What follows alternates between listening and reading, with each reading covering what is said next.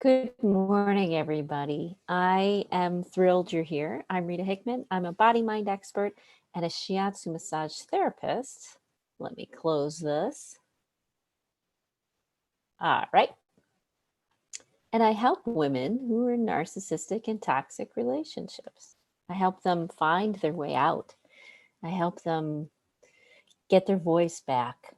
I help them stand up for themselves. I help them find a community of friends and healthy people who can help you move forward. I help you make big changes in your life, whether it's you're considering a divorce or whether you're considering to save the relationship or whether you're looking to heal with your family, with your sisters or with your mother or with your father. If you're looking to heal that piece of you, that's what I do. I help women get what they need so that they can take those steps forward. So, one of the main questions on a lot of women's minds is, can you save a toxic relationship? Well, toxic relationship is made up of multiple people. It's not just one person. It's not one person that makes a toxic relationship. It's two people that make a toxic relationship. And a toxic relationship is when there are those two people and their issues and their wounds and their coping mechanisms trigger each other. They trigger the deepest wounds of each other, the worst behavior, because it reminds them, the dynamic of the relationship reminds them of past situations that we've had, past issues we haven't addressed yet, wounds that are so big, or changes we're not ready to make. Toxic relationships aren't about one person being toxic. They're about two people or more people being toxic, and how they interact with each other and their ability to cope and their ability to stay stable or grounded in a situation. It's those unique characteristics that make a relationship toxic. So, as Chris Voss, an excellent hostage negotiator, says, the situation is the problem. It's not the people, it's the situation.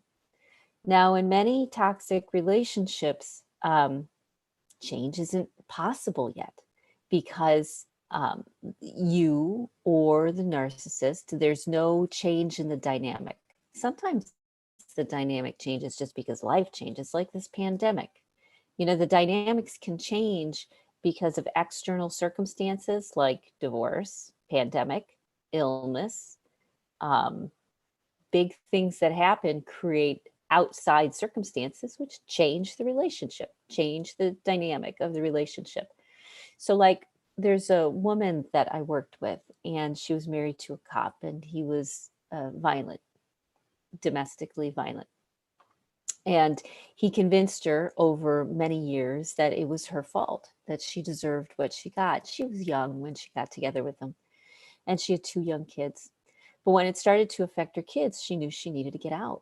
So after she had been in therapy, which the narcissist had demanded, encouraged her to go to because she was the one that was sick, after she got some help, she realized that she didn't have to be trapped, that there were things that she could do. And so she left with the kids, even though there were guns everywhere and she felt threatened. And she never went after her ex. She never looked for ways to destroy him. She never looked for ways to rip him apart. Instead, she realized that her kids needed, even if it's a 50% functioning dad in their life, and see if she could make it better, hold a higher vision. And she did. And decades later, her kids were able to have a relationship with their dad. He changed how he behaved because the dynamic changed, the relationship changed. She was no longer, let's say, the supply. He had found someone else to help him deal with his issues. It was the dynamic that changed. And she changed it by leaving, by saying, we're not going to do this. And this happens a lot in divorce. The dynamic changes all of a sudden. But what if you want to save the relationship? What if you want to stay? The dynamic still needs to change. And since the narcissist is at this time incapable of change, it means that you need to change the dynamic. And how do you do that? Mainly, you work through the issues of the past, which you've probably already done in therapy and counseling. Most of the women who come to see me, they've been doing this for a long time, and there's a missing piece. There's a body mind piece that they haven't been able to sort out yet. And that's what I do. It's when you get triggered, it's when you walk on eggshells, it's when your nervous system reacts, it's when a tone or lift of an eyebrow or way somebody's breathing changes can affect you. I spent decades, if I would hear footsteps on a floor above me, my heart would race. If I heard a car pull into the driveway, I suddenly had to pee. So these are physical nervous system reactions which you can change. So you start changing the dynamic by releasing and healing the physical issues, the physical triggers and memories that your body is still holding. Once you get that off your system, the stress is much easier on your body because you're not carrying those heavy weights around anymore. Once you start to get your emotional balance again, like learning how to ride a bike, you find your balance, you figure it out, you get support.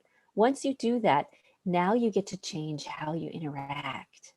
Because no matter what happens, a relationship never really ends. Either you still hear them in your head, either your nervous system is protecting you unconsciously from them, sabotaging all sorts of potentially good relationships. Maybe your trauma still gets triggered and you get adrenaline rushes where you shake or you have to pee immediately, or your breathing changes, or an asthma attack. Maybe it's you would trigger through pain, emotional pain, headaches, and dizziness, and your digestive system shutting down. So once you get these emotional burdens off of you, a lot of your physical reactions start to retreat too. And this is where you gain your power. This is where you make that transition. You start to deal with the relationship differently. If you're no longer feeling victimized because you've dealt with the physical emotions, if you're no longer being triggered by external circumstances, or as much, actually, as much, when you start to gain more control and more level and balance, you come into the relationship and you deal with it differently. You speak to it differently. You interact with it differently, almost like it was a hostage negotiation. One of the things you'll learn about toxic relationships is they have to be managed. But you know what? All relationships on some level have to be managed. They have to be dealt with. Just with a narcissist or someone who's toxic, it's easier to manage with distance. It's easier to manage when you're not right in their face, unfortunately, like during this pandemic. It's much easier when you have boundaries and you create space for yourself and you've got tools that help you stay calm. When you've got those things in place, then you can come in and really start managing the dynamics you have. It would be great to just cut the person off and walk out of their life for forever. And you can almost taste it, how good that would feel to just be done. Like, they've been done with you a million times. Uh, but that's not what's healthiest for you, because the narcissist and the toxic person is still going to be in your head. That's how you ended up here again, even though you probably had many narcissists in your childhood and you thought you dealt with all of it and you intellectualized it. And then now you're noticing that you've got this other toxic relationship, either that you ignored, that you've been in for decades, or something changed, retirement, or you got older, or you got tired of making everybody feel better, or your kids grew up, or you've just had enough. You just can't take it anymore. It's hit your limit. So the relationship is always going to be somewhere in you, in your brain, in your heart. If you don't learn these skills on how to manage difficult situations, how to manage conflict, and how to help yourself heal, you're going to keep getting hit over and over and over because you won't be able to judge. You won't be able to discern who's healthy, who's not. You won't be able to direct a conversation when it's difficult. You won't be able to make good choices, which are in your benefit, not just in the toxic person's or the narcissist benefit. This is an opportunity, if you can, to learn difficult ways of communicating. so you don't end up feeling victimized anymore. You don't end up being still controlled by the trauma, still controlled by the narcissist. You're able to rescue yourself and be comfortable and calm about that and start to create a life that you want. So learning these skills isn't about, well, why should I have to change? No, you're evolving, you're growing, you're becoming a bigger version of yourself so that you can never be trapped again. You can never be snookered again.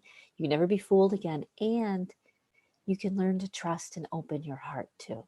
You can find people who have authentic relationships, who have healthier ways of being, but you have to be healthier. You have to be healthier in order to create a healthy relationship. So, can a toxic and narcissistic relationship be saved? Not if it's still toxic, but if you work on you, then the relationship might be able to be saved. Because once you start to reach for something higher, once you start to raise the bar and respond differently and now shape a situation instead of feel victimized by it, things can get better.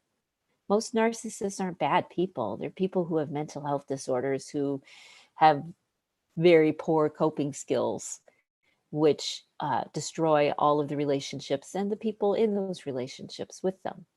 They're very almost helpless to their own reactions, just like you are to your own inner reactions.